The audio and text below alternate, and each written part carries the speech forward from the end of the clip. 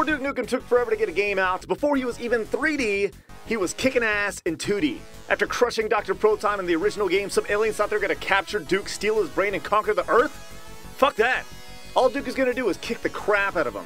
Really, it was more like blowing the fuck up, because whatever weapon he was holding blew up bad guys. He could also find keys and high-scoring items, and you know what? It made for a pretty fun time. So does that mean Duke was the platforming king of DOS? Well, that title probably goes to Commander Keen, but Duke still deserves to be hailed for his platforming exploits.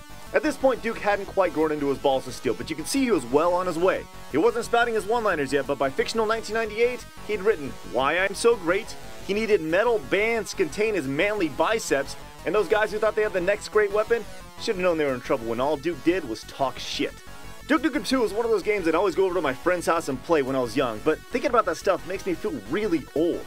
The install folder for Duke Nukem 2 was 6 megabytes, so it fit on 5 floppy disks, which held 1.44 megabytes each. This is why Duke only had one spoken line and it was only 2 words. I am back.